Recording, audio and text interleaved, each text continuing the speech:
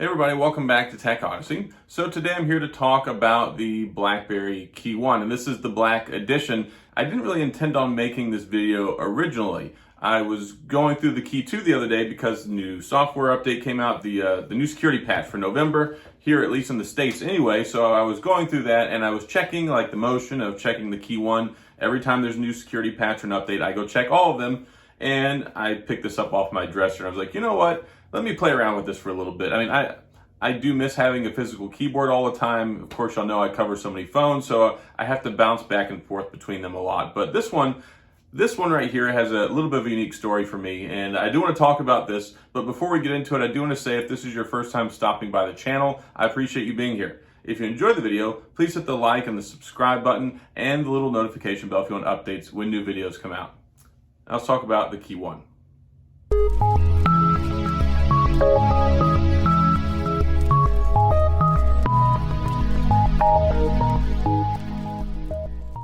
So the KEYone came out summer 2017. I was really excited about it. I went out, I bought one, I pre-ordered it, and it was just a mess trying to get one of these things. Whether you pre-ordered it through Best Buy or Amazon or whatever, like people who ordered them from Best Buy actually got them on launch day versus the guys on Amazon were kind of pushed back, which was the inverse whenever it came to the Key 2, because then I tried to order Best Buy and those were backlogged, but then the guys on Amazon were getting theirs. Actually, mine showed up like 3 or 4 weeks late. It was crazy ridiculous. But this one is actually my second or my third KEYone actually. I had the first one, I got it on launch day, and 2 days after I got it, the screen started falling out of it. So that was a fiasco, but I had a ring key fusion case in, and what was nice about it was the lips on the case actually overlapped onto the edge of the screen ever so slightly. So it actually kept the screen in place from coming out. Like it didn't fall out completely. It was just lifting up. So I did that. I ultimately did the warranty repair and they fixed it for me.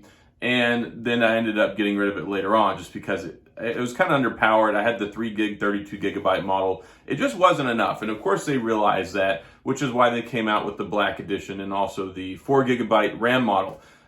What they didn't really count on, I guess, is once these got out into the real world, they just didn't have enough memory for the Android operating system and it would have problems all the time. So they came out with the 4 gigabyte of RAM model and actually made a lot of difference. And I really like the way the black one looks as opposed to the silver one. I originally had the silver one, of course, 4.5 inch screen, 1080p display, 4 gigs of RAM. This one's 64 gigabytes of storage. I actually kind of like the keyboard on here. I grew to really like it and appreciate it.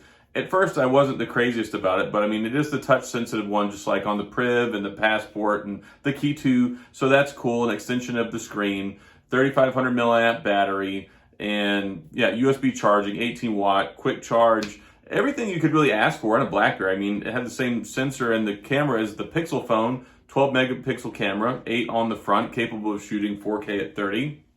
So, Snapdragon 625. It didn't look bad on paper. Really what held this phone back was the software experience.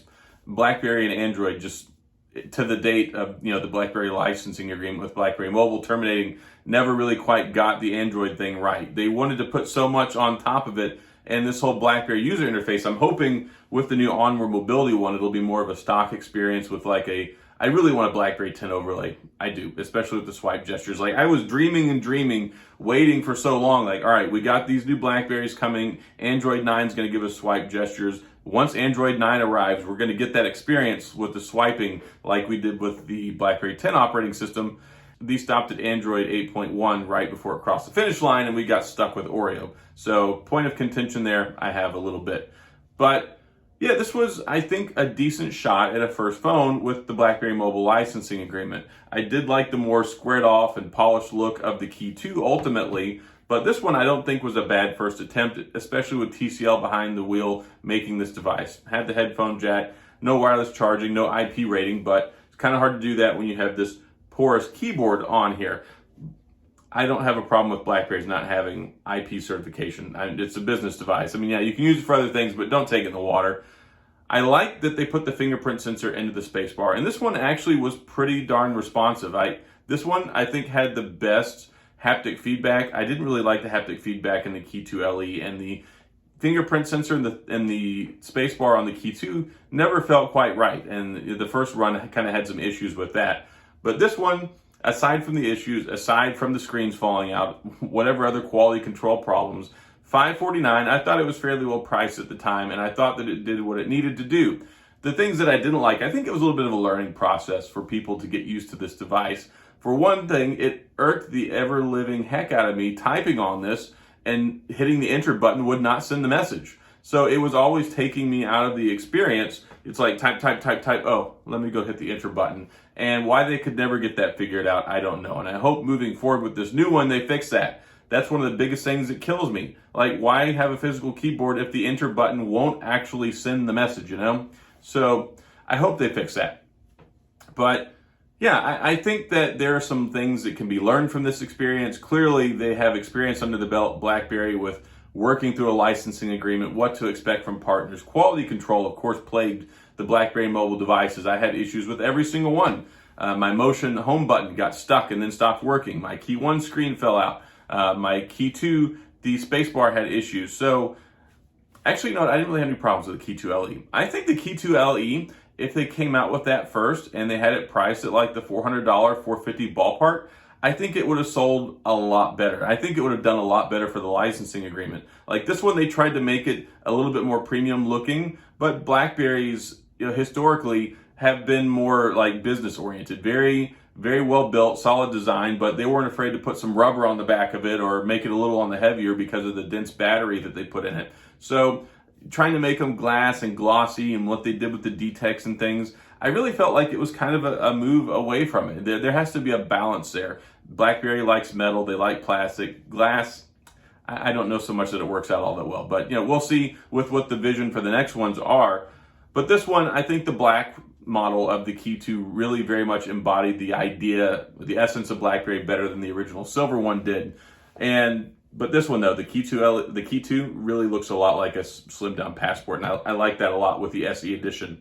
But yeah, I was just going down memory lane. I wanted to talk about this and share some experience with it. You know, my first one, I was still in the military at the time, and I loved that phone, and I took it with me. I was out at the base here in Houston during Hurricane Harvey, and I was driving around using like the rescue truck and worried about getting my phone wet because, of course, it didn't have an IP ready. But I did take some pictures back then, and I used it. And yeah, so during that whole disaster operation, I was using my BlackBerry KEYone the whole time. But I had it for a while, enjoyed it. I eventually moved on. I think I got rid of it when I got my Key2. I think, yeah, I sold it is what I did. I sold it to use the money towards the Key2 because I just didn't have a ton of money back then to be buying phones. But overall, this one I very much enjoyed. This one I got sent as a review unit from BlackBerry Mobile later on. And yeah, as my channel grew and I was able to establish that relationship. And it's funny because when I first started reviewing stuff, my whole goal with becoming a reviewer, I wanted to get big enough as a reviewer so BlackBerry would send me phones, and I wanted to cover BlackBerry phones because I loved all of them and I didn't like having to go buy them all the time. So, you know, motivation's there. But it was funny, by the time I finally arrived and got to the point where BlackBerry was sending me phones, they were getting ready to close up their doors. But this one, very near and dear to me. I do very much like this one. I like the keyboard on it. I like this black and this, you know, glass plastic look for the keys. I think that they did an okay enough job. I don't know what all. I don't think the market was just ripe enough to support a BlackBerry revival. Then I'm hoping for better things with this new licensing agreement. Really excited. A lot of good buzzwords with the 5G and the premium, and looking toward having a flagship camera and all-day battery life.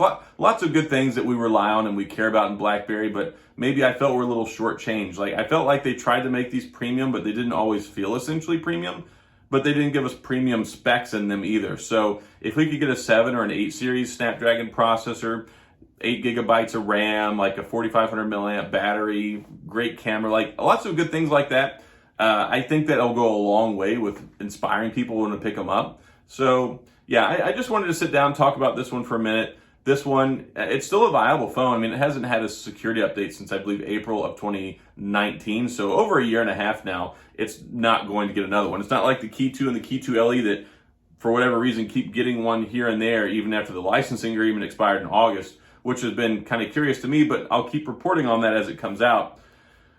But yeah, this is the BlackBerry KEYone Black Edition, and yeah, I think it's a decent phone. I don't think that it failed necessarily. And in the hardware arena, software could have been better, but talking about it, you know, with the Key series name, it just wasn't the key that opened any doors.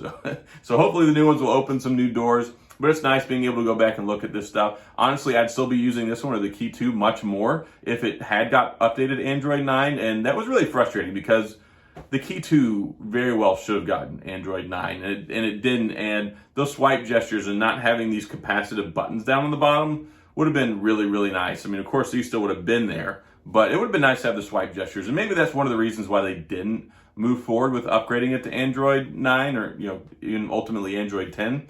But this is it. This is it in a nutshell. I just wanted to stop by and talk about the BlackBerry KEYone for a minute. So if you have any questions or comments, if you're still using one, yeah, that's one of the things that's cool is I make these videos, and a lot of times people will leave comments like, oh, watching from my Priv, watching from my Passport, listening from my Key 2. So for all you guys out there still carrying one of these around, kudos to you guys. Hopefully you're still enjoying it. Hopefully it's still working. And if you enjoyed the video, please hit the like and the subscribe button and the little notification bell if you want updates when new videos come out. And as always, thanks for being here. I appreciate you watching, and I'll see you guys next time.